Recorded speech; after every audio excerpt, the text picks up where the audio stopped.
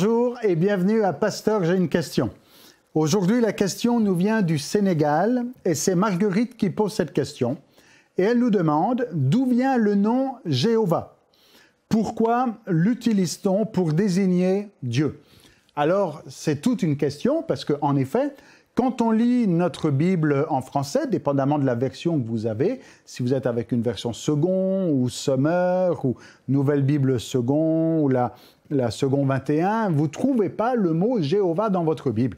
Et certains vont dire, mais alors pourquoi on utilise le mot Jéhovah puisqu'on ne l'a pas dans notre Bible en français? Parce que Jéhovah fait référence à un mot en hébreu. Et on va trouver ça dans Exode, chapitre 3, verset 13, et un mot qui désigne Dieu justement. On est dans cette histoire, vous la connaissez bien, je suppose, c'est l'histoire du buisson ardent. Moïse est dans le désert, un buisson est en train de se consumer, il brûle, mais il ne se consume pas, et Moïse est intrigué, il vient et finalement, il entend Dieu lui parler, c'est Dieu qui se révèle à lui et qui l'appelle, qui lui donne une mission d'aller délivrer le peuple de l'Égypte, de l'esclavage de l'Égypte. Et Moïse, dialogue, je ne vais pas rentrer dans tous les détails du dialogue, mais à un moment donné, Exode chapitre 3, verset 13, Moïse dit à Dieu, « J'irai donc vers les enfants d'Israël, je leur dirai, le Dieu de vos pères m'envoie vers vous, mais s'ils me demandent, quel est son nom? Que répondrai-je » Alors là, c'est spécial parce que jusqu'à présent, Dieu, c'était le Dieu d'Abraham, d'Isaac, de Jacob. Mais voilà maintenant que, Moïse dit, mais si le peuple me demande, c'est quoi le nom de ce Dieu? Que répondrai-je? Quel est son nom? Et là, Dieu dit à Moïse, au verset 14, donc Exode 3, 14, « Je suis celui qui suis ».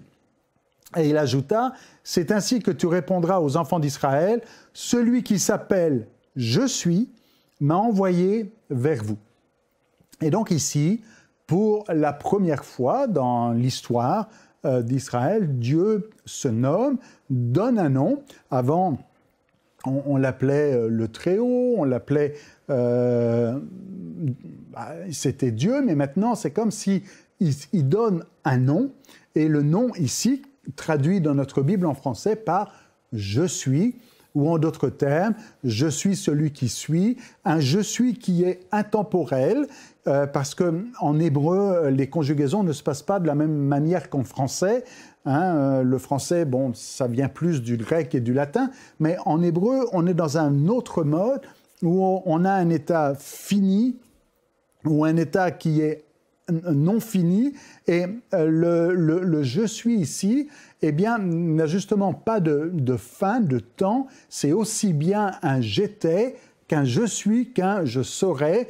C'est en fait un Dieu infini qui se déclare dans ce simple « je suis ». Et c'est pour ça que nos Bibles en français, la plupart de nos Bibles en français, ont choisi comme option l'Éternel. Et donc, à chaque fois que l'on trouve le mot « l'Éternel » dans notre Bible en français, derrière, c'est ce mot qui est là, ici, dans l'hébreu, qui a été traduit par « je suis », c'est-à-dire l'Éternel. Éternel dans le sens éternité, qui était, qui est, qui sera, c'est ce « je suis » qui est là. Dans certaines Bibles en anglais, ou dans la plupart des Bibles en anglais, on n'a pas le mot « éternel », on a le mot « Lord », avec un « L » majuscule.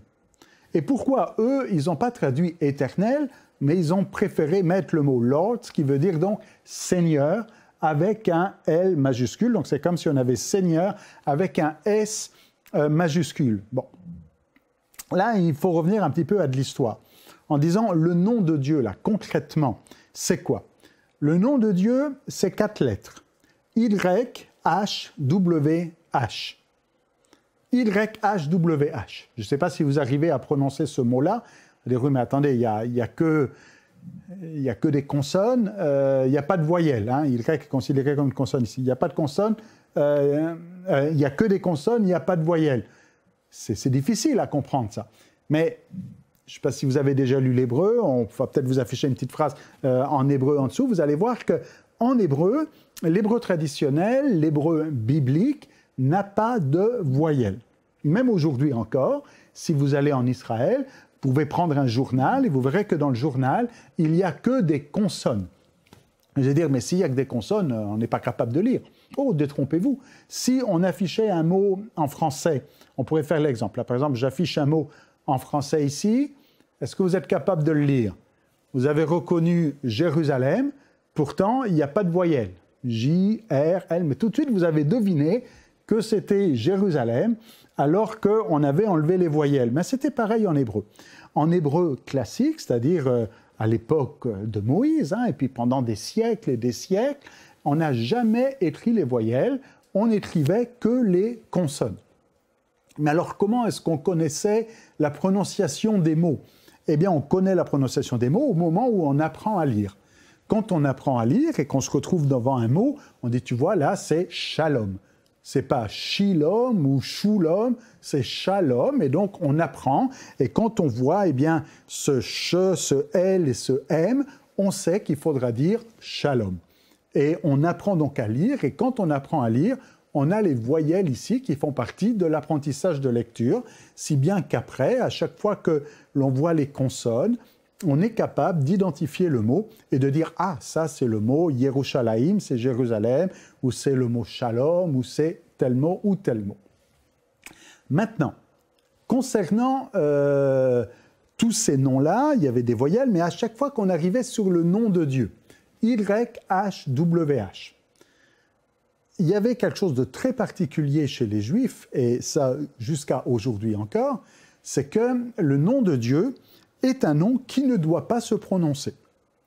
On ne prononce pas le nom de Dieu. On ne le lit pas.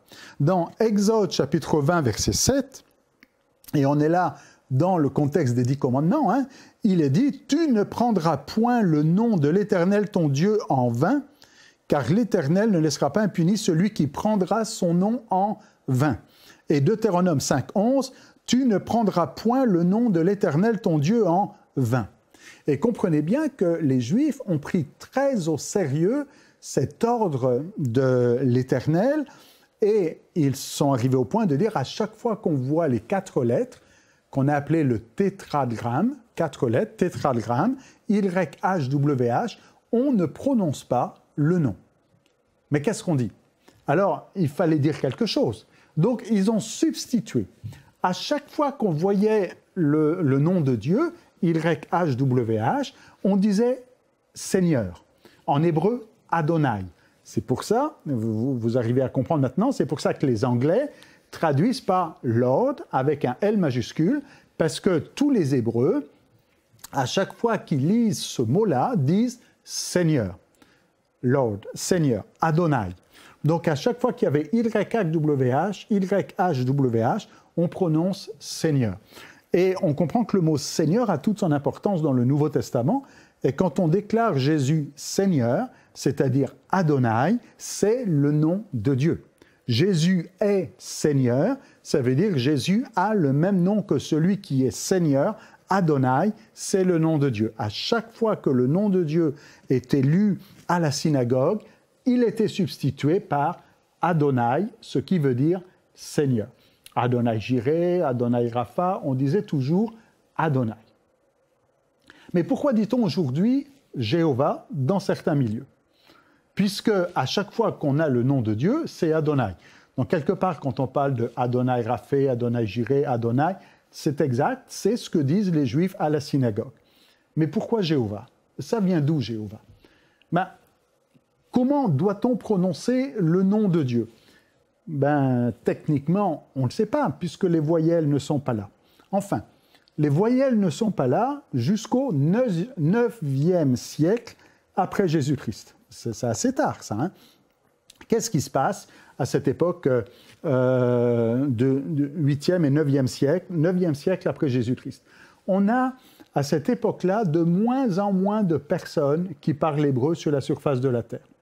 À tel point que les érudits ont peur de perdre la langue et que la langue devienne une langue morte et que plus personne ne soit capable de la lire, parce que souvenez-vous, quand on apprend à lire, c'est là qu'on apprend les voyelles. Mais si plus personne n'est capable de transmettre ce savoir, il va arriver un moment où plus personne ne pourra lire, puisqu'il n'y aura personne pour expliquer quelle voyelle il faut mettre sur tel mot ou tel mot. Alors, les massorètes, ce sont donc des érudits hébreux, les massorètes ont décidé de rajouter les voyelles dans le texte. Sauf que le texte est un texte sacré. On ne touche pas à la Torah, on ne touche pas au Nevi'im, on ne touche pas au Ketuvim, on ne touche pas au texte de l'Ancien Testament, parce que c'est un texte sacré. Alors le seul moyen qu'on peut faire, c'est pas de rajouter des voyelles entre les consonnes, mais c'est de rajouter des petits symboles. Alors c'est comme ça qu'on va mettre un petit point. Un petit point en bas, ce sera un I. Un petit point en haut de la lettre, ce sera un O. Un petit trait en dessous de la lettre, ce sera un A. Deux petits points, ce sera un « et », et ainsi de suite. On va faire donc tout un système pour rajouter des voyelles, pour que, comme ça, celui qui apprend à lire, eh bien, pourrait dire « Ah bon, ben là, je sais que c'est shalom, il y a le petit trait pour me dire que c'est un A, il y a le petit point pour me dire que c'est un O, c'est vraiment shalom ». Et donc, les voyelles rentrent comme ça dans le texte au IXe siècle, dans le texte qu'on a appelé le texte massorétique. Mais qu'est-ce qui se passe avec le nom de Dieu ? Quand les massorètes arrivent avec le tétragramme YHWH, ils sont bien embêtés. Ils sont devant un dilemme. En disant, mais si on met les voyelles du nom de Dieu, on va faire en sorte que le lecteur va prononcer le nom de Dieu. Et il ne faut pas prononcer le nom de Dieu. Il ne faut pas lire le nom de Dieu. Et il faut, à chaque fois qu'on a YHWH, dire Adonai, et pas prononcer le nom de Dieu. Alors, pour forcer le lecteur à dire Adonai, ils ont fait une subtilité qui n'a pas été forcément toujours comprise par tout le monde, mais la subtilité qu'ils ont fait, ils ont dit on va prendre les voyelles de Adonai et on va les mettre sur le tétragramme YHWH. On prend les voyelles de Adonai et on les met là-dessus. Si bien que on arrive à faire quelque chose qui, techniquement, est une erreur grammaticale. Je m'explique. En hébreu, une consonne ne peut avoir qu'une seule voyelle, contrairement au français. Au français, on peut avoir un boa, ou on peut avoir une voyelle, une consonne qui a deux voyelles. Mais en hébreu, une consonne ne peut avoir qu'une voyelle. C'est ba, c'est bi, c'est bou, c'est bo, mais ça ne peut pas être boa. C'est qu'une seule voyelle. Et si ça devait être bo-a, dans ce cas-là, il faudrait mettre un B et un H pour passer d'une voyelle à l'autre. Alors, ce qui se passe, quand on a mis les voyelles de Adonai sur le tétragramme, ça fait quelque chose qui est une erreur syntaxique, une erreur grammaticale, c'est qu'on s'est retrouvé avec une consonne qui a deux voyelles. C'est une erreur. Mais quand on lit vite, on lit Jéhovah. YHWH, avec les voyelles d'Adonai, ça peut donner Yé-O-Wa.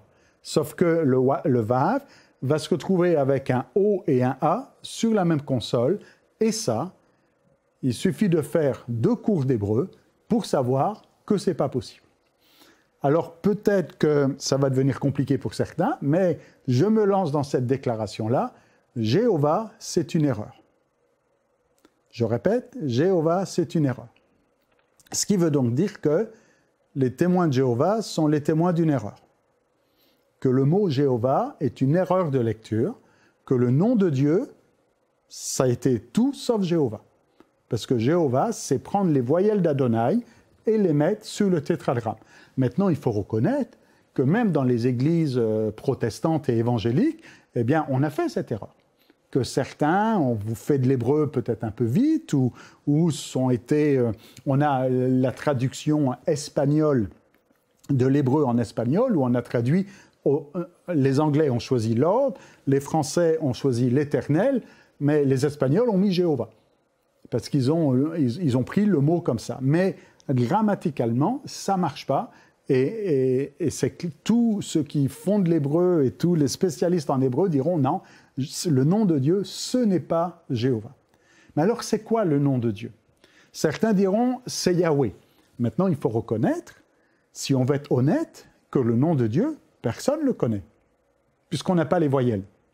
Et que si aujourd'hui on va dire le nom de Dieu c'est Yahweh, on va dire c'est probable, c'est ce qu'on suppose, mais on ne peut pas garantir, affirmer, c'est ça. Néanmoins, on a quand même quelques textes dans l'Ancien Testament. Alors c'est sûr que nous en français ça sonne mal, mais on a un mot par exemple, un mot que vous connaissez bien. Et vous connaissez plus d'hébreu que vous ne le pensez. Ce mot en hébreu, c'est « Alléluia ». Ça vous dit quelque chose? Vous avez déjà prononcé ça? « Alléluia ». « Alléluia », ça veut dire quoi? Ça veut dire « louons Yah ». Louons l'Éternel. « Alléluia », c'est « Allélu », c'est « Allel », donc c'est « nous », c'est « nous ». « Allélu », c'est « louons Yah ». Yah, le nom de Dieu ici, est dans sa forme abrégée. Et la forme abrégée du nom de Dieu, c'est Yah. Et on ne le retrouve pas juste dans Alléluia, on le trouve dans le psaume 105, verset 1er, où il est dit « Louez l'Éternel ». Invoquez son nom. Mais le « louer l'Éternel » ici, c'est « Alléluia ». Souvent, des « Alléluia » en hébreu ont été traduits en français par « Louer l'Éternel ». Dans la version de la Septante, donc la traduction en grec du psaume 104, du psaume 105, verset 1er, où on a ce « Alléluia », c'est traduit en grec par « Alléluia ». Bon. Maintenant, il faut aller dans la Bible Darby pour mieux le voir. Si vous prenez Exode 15, 2, nous, dans notre Bible en français, on a souvent « L'Éternel est ma force ». L'Éternel est ma force. Mais Darby a traduit « Yah est ma force ». Parce que dans le texte hébreu ici, on n'a pas YHWH, on a Yah. De la même manière, dans Psaume 68, 4, « Chantez à Dieu, son nom est Yah ». Nous, en français, on a « L'Éternel est son nom ». Mais en hébreu, ce n'est pas YHWH, c'est la forme abrégée, la forme raccourcie de YHWH, et la forme raccourcie du nom de Dieu, c'est Yah. Et là, ils ont mis les voyelles quand c'est la forme abrégée, Yah. Alors déjà, rien qu'avec cette forme abrégée, et puis on le retrouve quand même plusieurs fois, hein. On le retrouve, attendez, je n'ai pas fait le compte, mais on le retrouve au moins une vingtaine de fois, je pourrais vous mettre la liste, où la forme abrégée du nom de Dieu, c'est Yah. Souvenez-vous simplement de Alléluia. Si le nom de Dieu était effectivement Jéhovah, on aurait dû dire Alléluia. Non? Alléluia, parce que c'est Jéhovah. Mais Jéhovah, ce n'est pas les bonnes voyelles, c'est les voyelles d'Adonai. Vous allez dire, oui, mais dans Adonai, c'est un A, pourquoi ici on a un E? Parce que le A se transforme en E. Enfin, il y a des règles assez compliquées en hébreu. Mais néanmoins, on a la forme abrégée du nom de Dieu, c'est Yah, c'est pas Yé. Et Jéhovah, donc, n'est pas le bon nom pour Dieu. C'est une erreur. Je le répète. Le nom de Dieu, c'est quoi? On ne peut pas l'affirmer d'une manière précise et radicale. Le nom de Dieu, c'est vraisemblablement Yahweh. Pas forcément, ça pourrait être autre chose, et il faut être honnête, il faut être vrai, il faut être sincère en disant, bon, on ne peut pas affirmer, mais on va dire que la forme la plus vraisemblable du nom de Dieu, c'est Yahweh. Maintenant, qu'en est-il aujourd'hui dans l'Église? Qu'est-ce qu'on fait de tous ces chants où il y a Jéhovah?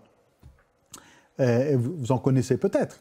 Il y a peut-être des chants que vous chantez où vous avez Jéhovah est ma force, où vous avez Jéhovah qui est là. Bon, il faut reconnaître que tout le monde ne peut pas être un expert en hébreu et que ce n'est pas toujours aussi facile que ça, puis qu'on peut faire des erreurs, puis qu'on utilise le nom de Jéhovah. Mais même si on utilise le nom de Jéhovah d'une manière erronée, Dieu sait qu'on s'adresse à lui, hein. Même si vous faites une erreur dans son nom, même si vous n'avez pas prononcé les bonnes voyelles, si vous n'avez pas mis l'accent où il fallait, Dieu a pitié quelque part de notre ignorance et est capable néanmoins de répondre à une prière, même s'il y a Jéhovah, ou de recevoir notre louange, même si Jéhovah est là. Maintenant, quand on sait, et quand on dit, bon, ben, c'est vrai, je comprends, je réalise, et si vous avez des doutes là-dessus, ben, faites plus d'études approfondies, vous le verrez par vous-même. Hein. Je veux dire, ce que je dis, ce n'est pas moi qui l'annonce ici, c'est démontré, c'est prouvé. L'ensemble des hébraïsants seraient capables de le confirmer.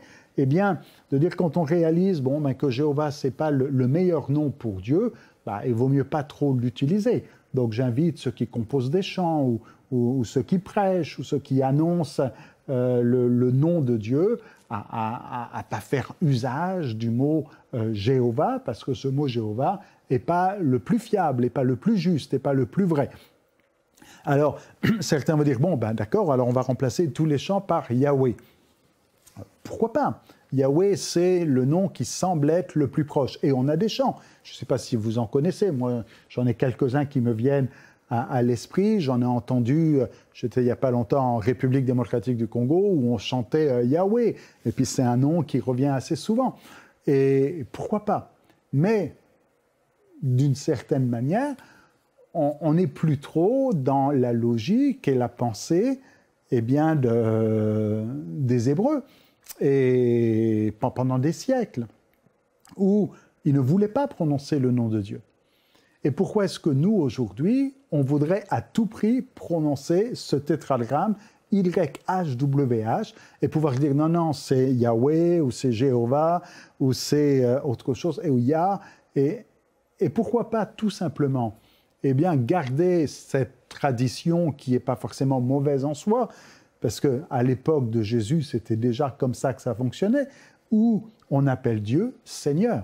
Alors, Seigneur avec un S majuscule, et aujourd'hui, quand le chant va faire référence à Adonai, c'est peut-être certainement celui qui est le plus proche, le plus juste, le plus vrai, le plus authentique par rapport au texte hébreu, parce qu'en effet, à chaque fois qu'on voit le nom de Dieu, on lisait Adonai. Alors, quoi qu'il en soit, certains choisiront de parler de Dieu comme Adonai, d'autres voudront utiliser Yahweh, d'autres utiliseront peut-être Jéhovah parce qu'ils ne savent pas trop, mais vous, en ce qui vous concerne, je vous suggère, je vous encourage à ne pas utiliser le mot Jéhovah. Et pour parler à Marguerite du Sénégal qui dit « D'où vient le mot Jéhovah ?» Jéhovah, ça vient donc de l'hébreu, on l'a vu ensemble. Pourquoi est-ce qu'on le désigne? Pourquoi est-ce qu'on l'utilise pour désigner Dieu? Parce que c'est son nom, mais sauf que c'est une mauvaise lecture de son nom et que son nom va au-delà des voyelles de Jéhovah, pourrait être Yahweh, mais que si on voulait être dans la mentalité et la pensée du peuple juif sur cet ordre de Moïse, on devrait dire, parlons de Dieu comme étant l'Éternel. Finalement, cette traduction n'est pas mauvaise en soi, ou l'appeler Seigneur, ou si on veut parler en hébreu, appelons-le Adonai, mais certainement pas Jéhovah. Et ce qui est assez ironique, c'est que justement, les témoins de Jéhovah reprochent à tous les autres d'avoir des fausses Bibles. Et les témoins de Jéhovah, eux, ils ont une traduction qui s'appelle la traduction du monde nouveau, vont dire toutes les Bibles sont mauvaises parce qu'ils ont le mauvais nom, ils ont l'Éternel ou ils ont Seigneur et ils n'ont pas le mot Jéhovah. Et eux, leur ligne, c'est de dire s'il n'y a pas le mot Jéhovah, les autres Bibles sont fausses. Et ça devient quand même assez ironique quand on considère ces choses, puisque le mot Jéhovah n'est pas le mot correct, n'est pas le mot juste, mais est davantage le résultat d'une mauvaise lecture, d'une erreur de lecture, et que le nom de Dieu, reste et demeure mystérieux.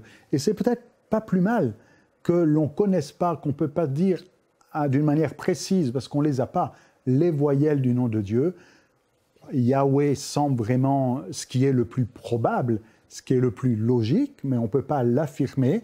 Et si Dieu ne nous a pas donné les voyelles de son nom, enfin, il les a données à Moïse, parce que quand il s'est révélé à Moïse, il a donné ici les voyelles de son nom, mais néanmoins, qu'on puisse garder ce respect ou ce mystère et de dire Dieu est ce Dieu qui est grand, qui est inaccessible, son nom dépasse tout autre nom, et c'est un nom que je veux respecter au point de ne pas prononcer son nom en vain.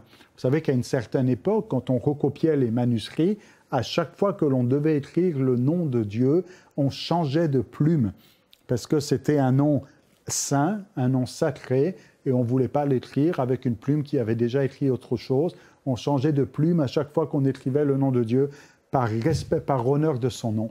Et aujourd'hui, de la même manière, peut-être qu'on devrait garder ce même respect, ce même honneur, continuer à appeler Dieu comme étant notre Père, notre Seigneur, notre Sauveur, l'Éternel. Et peut-être, si on veut utiliser des mots hébreux, garder simplement le mot de Adonai comme étant Seigneur.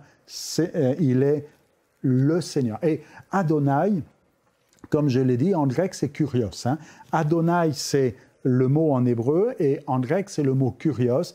Et Jésus est ce Seigneur. Il est celui qui se présente comme le « je suis ». Il dit « avant qu'Abraham fût, je suis ». Il fait ici référence au nom de Dieu. Et à chaque fois que l'on déclare que Jésus est Seigneur, on le met au même niveau que ce nom de Dieu. Il est Seigneur au même titre que Dieu est Seigneur. Il partage les mêmes qualificatifs, les mêmes traits, le même nom. Jésus est le Seigneur.